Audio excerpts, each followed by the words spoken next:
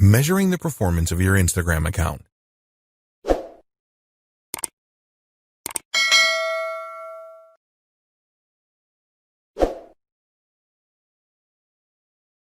It sounds simple, doesn't it?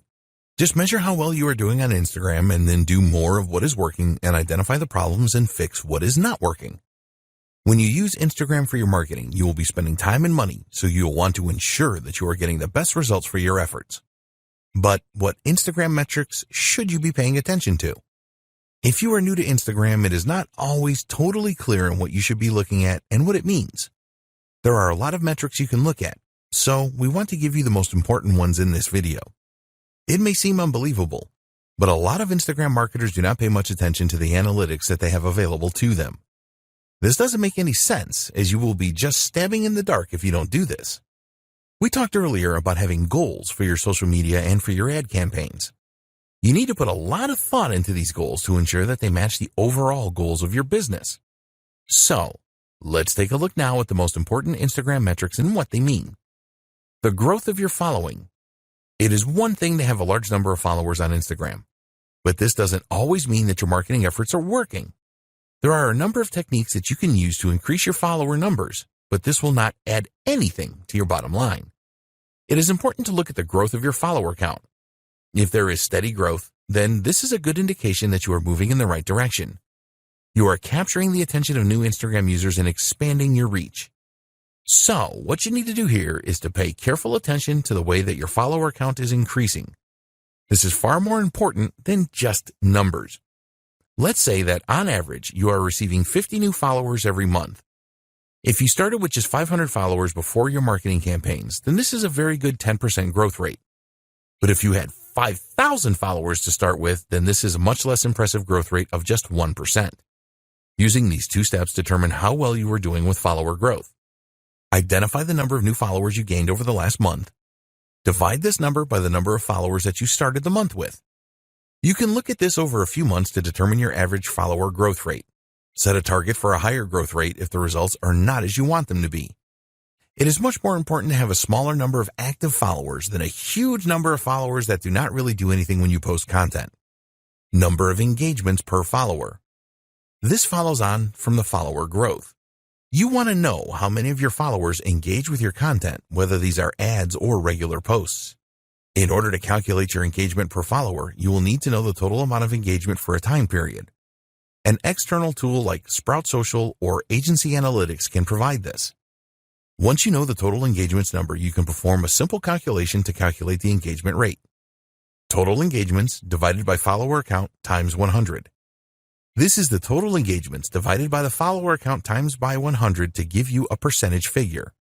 You will need to perform this calculation over a period of time to see whether your engagement per follower is improving or not. You can measure this for a specific post or ad as well. Why is this important? Because 70% of posts made on Instagram are never seen by users. Having millions of followers will be irrelevant if none of them are seeing and interacting with your posts. Let's say that one of your posts has 20 likes. If you have 20,000 followers, then this is not very impressive, as it only gives an engagement rate of 1%. We recommend that you calculate your follower engagement rate on a weekly or monthly basis. Don't try to do this every day, as you will not get accurate data over the long term. Traffic to your website. A lot of marketers use Instagram ads to drive traffic to their website, which makes perfect sense. In order to measure the amount of traffic that your website is receiving from Instagram, we recommend that you install Google Analytics on your website. With Google Analytics installed, you can go to the Acquisition section and then select Channels. Select the social option, and here you will see the social platforms that sent the traffic. For Instagram, it will show you the general traffic and traffic from stories. Comments for posts. It is nice to see a number of likes for an ad or post you have made, but the number of comments your content receives is far more valuable. There is a lot more effort involved in leaving a comment rather than just hitting the like button. When users leave comments, it shows that your post really caught their interest and created a connection with them. Therefore, it is important to know the number of comments that you receive and monitor your averages to see if they are increasing or decreasing. As an example, you may have received an average of 5 comments per post 6 months ago, but now you are averaging 8 comments per post. This tells you that your marketing efforts are working well and you are improving your connection with your audience. When you are running Instagram ads, take a look at the comments on these and any variations that you display. Is the comment count higher for some ads rather than others? If so, why is this? Engagement with Instagram stories. If you use Instagram stories for your marketing, which you should, then it is important to know how well these are doing. Stories take more effort to put together, and they only stay on Instagram for 24 hours. It is best to use Instagram Insights for this. Look for reach and exits within Insights. The reach figure tells you how many users saw your Instagram story. As you build your follower base, this number should increase. The exit metric tells you which slide users were viewing when they exited the story. This is a good way to spot any elements of your stories that users didn't like.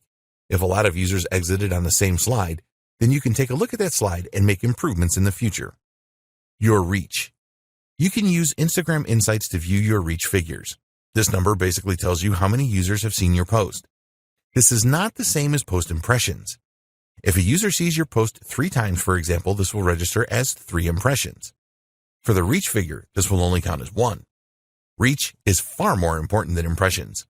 You will see a total reach figure in Instagram Insights, but you also want to pay attention to your reach rate as well. Your reach rate is the percentage of your followers that see your posts. You need to make a simple calculation here.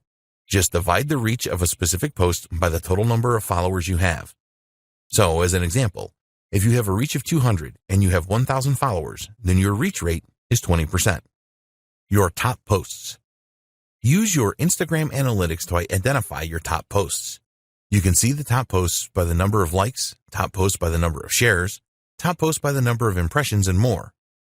This is probably obvious to you, but identifying your top posts will tell you which content your audience really likes the best and connects with. You can determine whether videos or images work the best days and times to make posts, and the type of content that created the most engagement. Instagram ad click-throughs. When you are spending money on Instagram ads, you must measure the number of click-throughs that you get from users clicking on the call to action buttons you have placed in your ads. If you are running different ads for split testing, then you can identify which ones have the highest click-through rate. Also, you need to keep a close eye on your ad cost per click numbers and the number of ad impressions you are getting. Hashtag engagement. This is a measure of the hashtags that were used the most in your posts. It will help you determine how well you are growing your following and your levels of engagement. For your following growth, you can use this measure to indicate which hashtags you should be using in your content. It will also tell you about trending hashtags so that you can create new ads and posts around these emerging trends. When you create your own unique hashtags, you will want to see how much engagement you are getting from your audience with these.